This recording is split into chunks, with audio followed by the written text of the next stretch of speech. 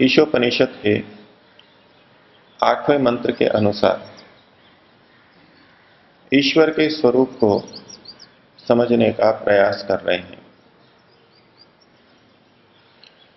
ईश्वर का बहुत सा स्वरूप हमने सुना है,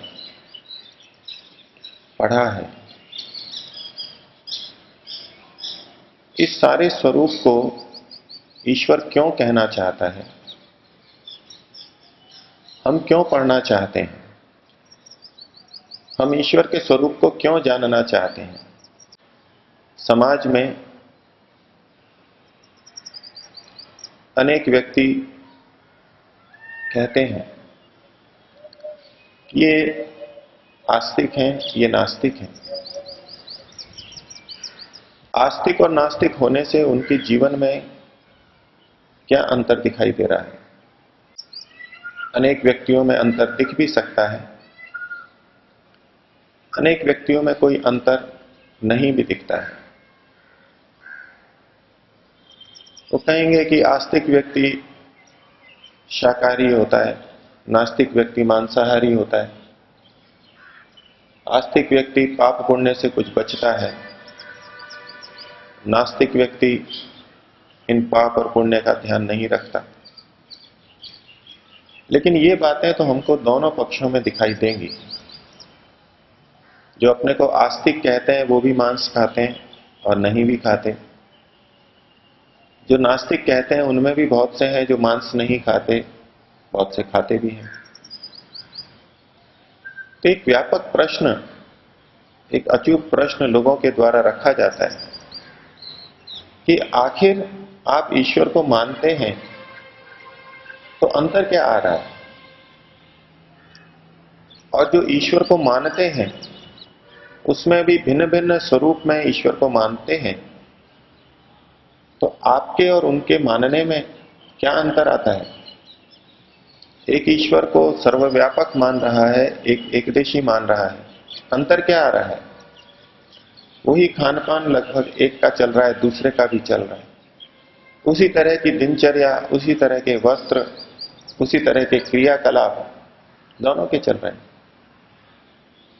एक ईश्वर को नहीं मान रहा लेकिन धर्म को मानता है, आत्मा को मानता है और कहता है इसी से मेरा आचरण अच्छा है, इसी से मैं मुक्ति को प्राप्त करूंगा।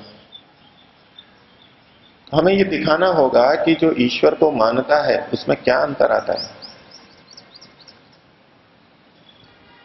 और जो ईश्वर के सच्चे स्वरूप को मानता है उसमें और दूसरे में जो ईश्वर के स्वरूप को ठीक तरह नहीं मानता उसमें क्या अंतर है, व्यवहार में क्या अंतर आ रहा है।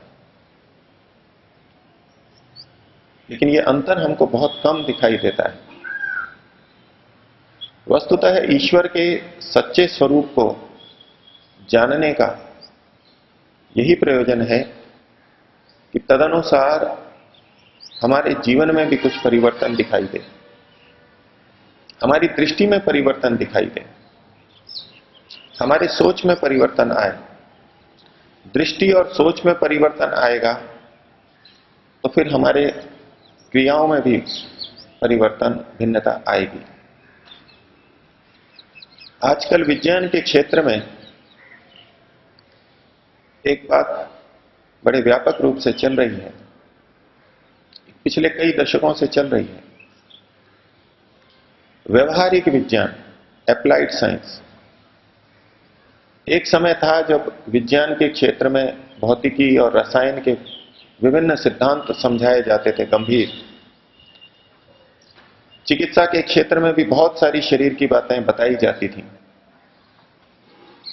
लेकिन धीरे धीरे ये चिंतन आया कि जो इतने वर्षों तक इंजीनियर को आप पढ़ा रहे हैं, डॉक्टर को जो इतनी सारी बातें नस नाड़ियों की बता रहे हैं, जब वो चिकित्सा करेगा,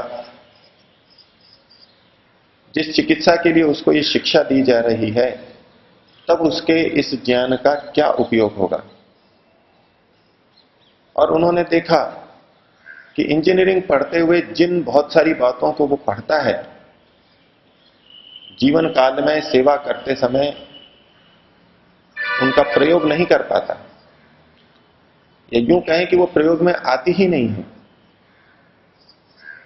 जान लिया, समझ लिया, वहां तक ठीक है, लेकिन उसकी व्यवहारिक उपयोगिता क्या है? यही बात चिकित्सा के लिए है। बहुत सारी नस नाड़ियों का, हड्डियों का सूक्ष्मता से विवेचन बताया जाता है, लेकिन चिकित्सा करते समय उसका क्या उपयोग है? तो एक सोच उभरा कि हम वही चीज पढ़ाएं जिसका कि आगे चल के उसके कार्य क्षेत्र में उपयोग हो। अर्थात विज्ञान की वही चीज पढ़ाई जाए जो उपयोगी हो। इसको व्यवहारिक विज्ञान कहा गया, एप्लाइड साइंस कहा गया। और इसके आधार पर फिर बहुत सारे पाठ्यक्रम बने। नर्सिंग कोर्स के पाठ्यक्रम वही बने, वही चीजें उनको पढ़ाई जाने लगी जो कि आगे काम में आएंगी, और बाकी चीजों को हटा दिया गया। फिर भी आज बहुत सी चीजें पढ़ाई जाती हैं जिनका आगे उपयोग नहीं भी होता है। लेकिन सोच यही रहा कि हम जो पढ़ते हैं, समझते हैं, उसकी कोई उपयोगिता तो होनी चाहिए। अगर उपयोगिता नहीं है तो वो पढ़ना व्यर्थ है। ऋषि मुनियों ने जो पाठ्यक्रम हम सबके लिए, धार्मिकों के लिए, मुक्ति के इच्छुक व्यक्तियों के लिए रखा, हमको ये पढ़ना चाहिए, हमको ये स्वाध्याय करना चाहिए, वहां पर भी यही प्रश्न उठेगा कि ये जो इतना सारा ज्ञान है, उससे हमारे व्यवहार में क्या अंतर आता है, अथवा वो हमारे व्यवहार के लिए कुछ उपयोगी है अथवा नहीं। प्रकृति सत्वरज तम से बनी है, तो उसका हमारे जीवन में क्या उपयोग है? सृष्टि की रचना क्रम इस तरह से चला, इस तरह से बना, सत्वरज तम से महतत्व, अहंकार, अन्य चीजें बनी, तो आखिर इस ज्ञान का उपयोग क्या है? हम अपने जीवन में देखेंगे कि बहुत सारा हम वो सब पढ़ते हैं जिसका व्यवहार में कोई उपयोग नहीं देखते। ये आधुनिक विज्ञान में तो हो सकता है कि ऐसी बातें बिना सोच विचार के पढ़ा दी जाएं जिनका उपयोग ना हो, लेकिन सोच विचार के बाद वो भी संशोधन के लिए लगे हैं। लेकिन जो ऋषि है, जो सर्वज्ञ परमात्मा है, कवि परमात्मा है, वो ऐसी बात हमको क्यों बताएगा जिसका कोई उपयोग ना हो? इसको दूसरे शब्दों में हम कह सकते हैं कि परमात्मा ने जो कुछ भी हमको बताया है वो हमारे लिए उपयोगी ही बताया है। महर्षि दयानंद ने आर्ष और अनार्ष ग्रंथों के भेद को बताते हुए सत्यार्थ प्रकाश में कुछ पंक्तियां लिखी। उन्होंने कहा, आर्ष ग्रंथों का पढ़ना ऐसा है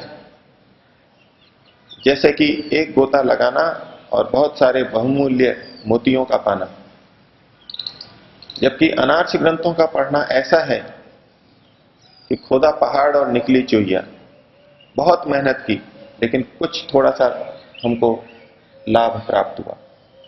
अर्थात वहां व्यर्थ का अंश बहुत अधिक होता है। तो इससे हमको ऋषियों की शैली भी पता लगी।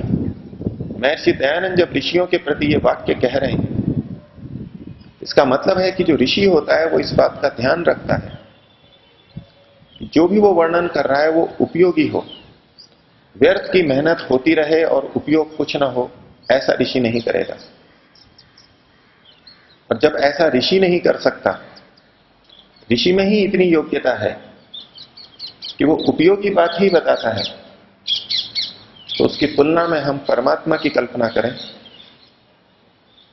कि वो कवि परमात्मा, सर्वज्ञ परमात्मा, उपदेश देने वाला परमात्मा क्या कोई ऐसी बात कह सकता है जिसका हमारे जीवन में कोई उपयोग ना हो? परमपिता परमात्मा अपना जो जो स्वरूप वेद के माध्यम से हमको बता रहा है, वो सब किसी न किसी रूप में हमारे लिए उपयोगी है, आवश्यक है। जब परमात्मा कहता है कि मैं कवि हूं, सर्वज्ञ हूं, उपदेश को देने वाला हूं, तो हमको परमात्मा के इस सर्वज्ञ स्वरूप को मन में बैठा करके देखना होगा कि हमारे पर क्या परिवर्तन आ रहा है। और यदि परिवर्तन नहीं आ रहा तो इसका सीधा सा मतलब है कि हमने ईश्वर को उस रूप में सर्वज्ञ नहीं समझा जैसा कि परमात्मा हमको बताना चाह रहा है। हम सब सामान्य रूप से जानते हैं कि परमात्मा सर्वज्ञ है, सब कुछ जानता है। हम अपने व्यवहार को देखें कि संसार में किसी विषय के थोड़े से ज्ञाता को हम कितना आदर देते हैं, उससे कितने प्रभावित होते हैं। हम यदि बीमार हों और एक विशेषज्ञ डॉक्टर विदेश से आए या भारत का सर्वश्रेष्ठ चिकित्सक हो, हम उसको दिखाने के लिए कितने लालायित रहते हैं, उसको मुंह मांगा पैसा देते हैं।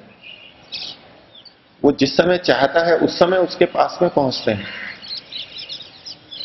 हम कितना महत्व देते हैं और उसको दिखाने के बाद में, उसकी सलाह लेने के बाद में हम सबको कहते हैं कि फलां चिकित्सक को हमने दिखाया। यदि ईश्वर के विधान के अनुसार ऋषियों ने वर्णाश्रम व्यवस्था को बनाया है, ऋषि लोग वेदों के अनुसार कहते हैं, और यदि उन्होंने वर्णाश्रम व्यवस्था के नियम रखे हैं, हमने जान भी लिए हैं, लेकिन घर परिवार वाले कुछ और कहते हैं, हमारे प्रिय व्यक्ति, हमारे हित चिंतक कुछ और कहते हैं, तो हम उनकी बात को अधिक महत्व देते हैं। अनेक जगह हम ईश्वर की बात को भी महत्व दे देते हैं, लेकिन समाज की बातों को भी हम महत्व दे देते हैं और उसके आधार पर अपना जीवन चलाते हैं।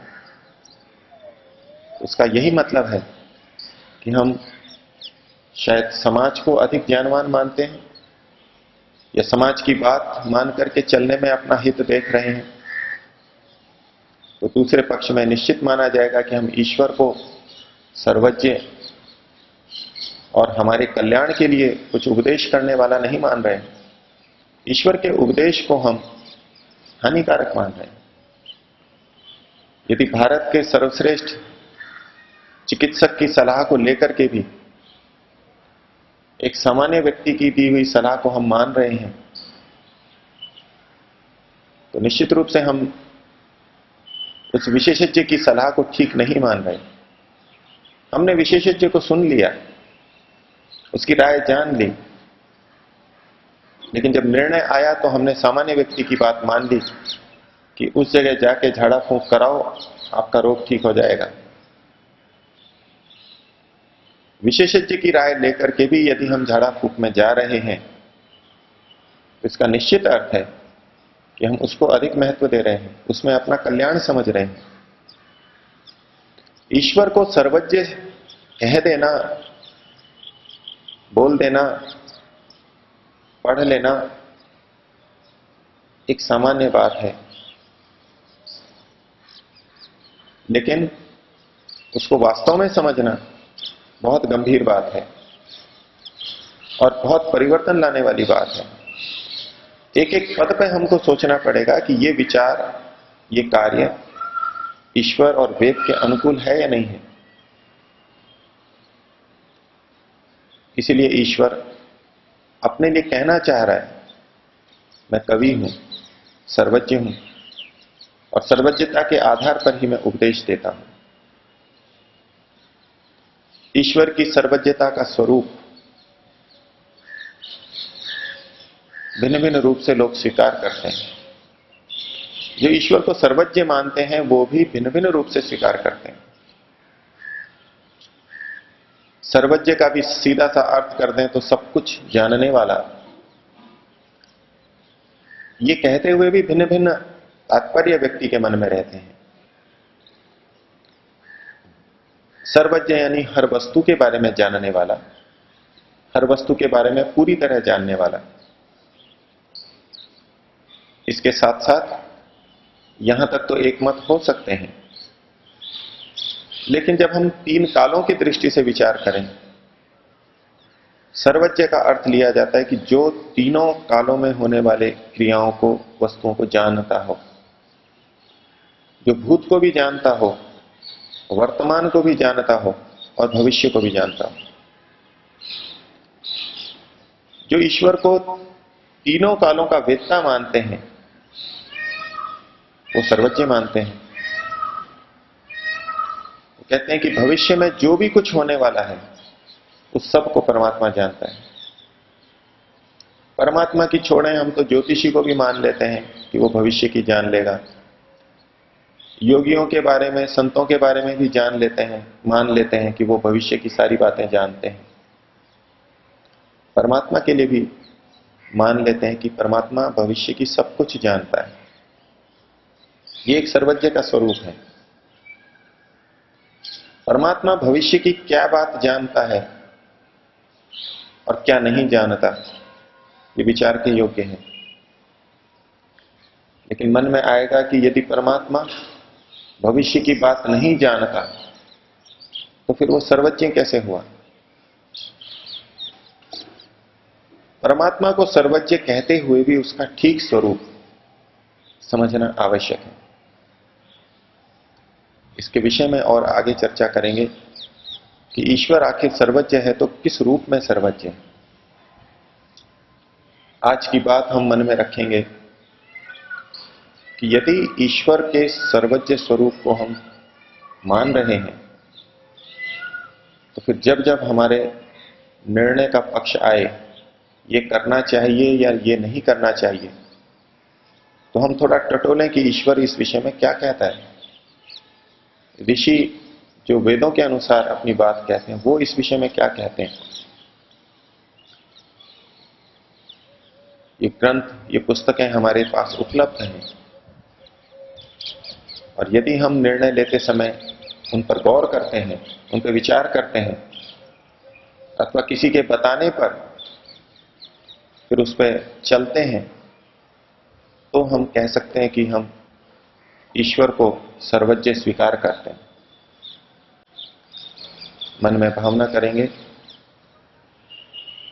कि ईश्वर को स्थूल रूप से सर्वज्ञ स्वीकार करते हुए, कभी स्वीकार करते हुए हम इसको अपने व्यवहार के स्तर पर ला सकें। निर्णय के प्रसंग में ईश्वर की, वेद की बात को, ऋषियों की बात को ही महत्व दे सकें, उसी के अनुसार निर्णय कर सकें।